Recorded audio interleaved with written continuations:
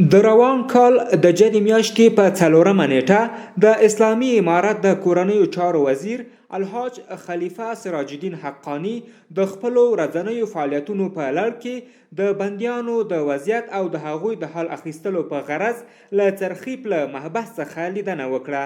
خلیفه صاحب ته په څرخي پله محبس کې د محابسو د لوی رئیس حاجي محمد یوسف مستري لخوا د ځینو عمر خوړلو او ناروغه بندیانو تر معلوماتو ورکولو وروسته نوموړی مستقیما د یادو بندیانو لیدو ته ورغی او شخصا هغه ناروغه او د ډیر عمر لرونکي بندیان په خپله ولیدل. د هغوی د حبس او په حبس کې د ورپېښو ناروغیو پوښتنه یې وکړه او هغوی ټول چې شمیر یې شاوخوا 10 تنو ته رسېدو مشخص او د انساني خواخوږۍ او ترحم له امله یې د محبس مسؤلینو ته د هغوی د خوشي کولو دستور ورکړ.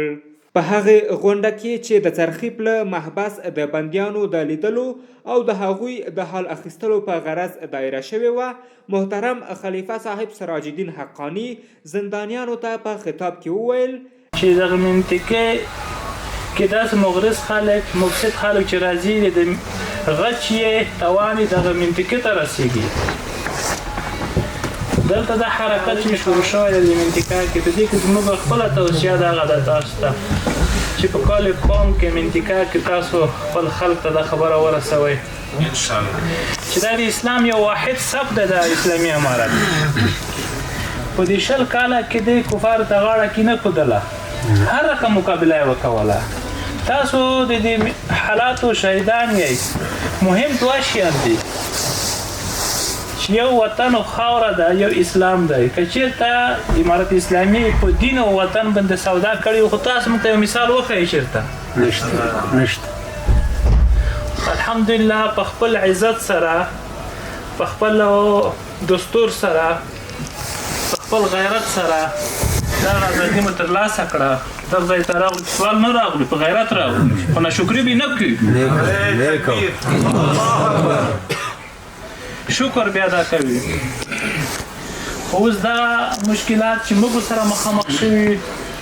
یقین په الله حقه که موږ په زړه کې دا راتېرېږي چې موږ د خپل مسلمان ورور افغانی ورور موږ په یو نه په بل نه وځوروي.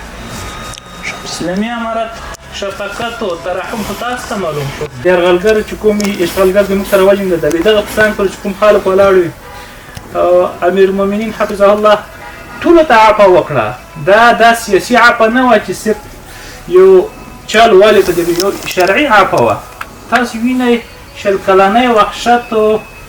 ظلم تکلیفونه چې څه نوي تېر نه شول موږ تاسو په مخکې. بیا د مسلمان د ورور هېڅکله نشي کېدلی چې موږ د مسلمان په ورور باندې د لاس راپورته کړو. که غلط فهمي ماسته راغلې وي، ذهن یې خراب شوی وي، بس توصیه ورته وکړئ چې دغه فکر نه راوګرځئ، د اسلام صف مه خرابوئ چې زما مرګ ځان ته روا کوي. اسلامي نظام د ړنګولو ارادې لري،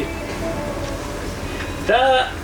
په خپل ذات کې خطا شوی دی. اسلامي امارت د اشغالګرو خلاف په 13 کلن بهیر کې له سختو پړاوونو راتېر شوی، خو لله الحمد چې په دې ټوله اوږده موده کې نه تر خپل مقدس هدف تیر شوی او نه یې هم له دښمن سره سازش کړی دی. اوس چې د افغان مجاهد ولس د 20 کلن مقدس جهاد په برکت اسلامي امارت واک ته رسېدلی، یو شمیر مخربین او امنیت ګډوډونکي غواړي د پردیو په لمسون د دې اسلامي نظام په مقابل کې بغاوت وکړي چې هغوی په دې کار سره هم خپل ځان، هم خپلې سیمې او هم خپلو خلکو او کورونو ته زیان رسولی دی.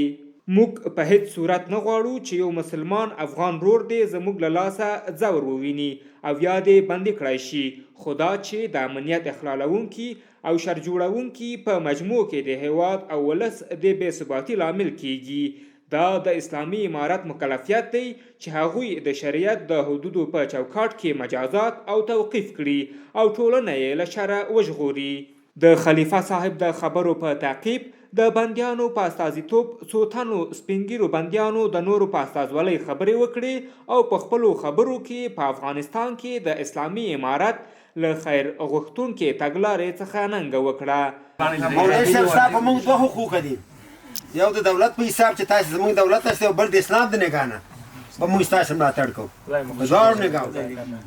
موږ په شرعي الفاظو باندې برابر یاستئ لباس هم په بشري الفاظو برابر دی موږ له صحابه کرامو غوندې ښکاره کېږئ موږ په دې خپل قوم کې 2 میاشتې 3 میاشتې کېږي داسې یو تعهد کړی چې هر چا د امارت اسلامي په خلاف حرکت وکړ یا یې څوک راووست یا یې ځان سره ووساو یا یې مخالفت وکړ کور بې سوځو مال بې سیخ کوو سړی به جلا وتلی زه ډریور یم او په افغانستان په ګوټ ګوټ کې ګرځم او د ښه او بد هر څه پته ډېر راته لګي نو مخکیني نظام او اوسني نظام کې داسې فرق دی لکه ځمکه او اسمان طالبانو د تحریک پر راتګ سره زمونږ او ستاسې د هیلې ترجماني شوې ده او د زمونږ او ستاسو د هیلې ترجماني کوي د دوی پر راتګ سره په افغانستان کې یو تحول او بدلون راغلی ورونو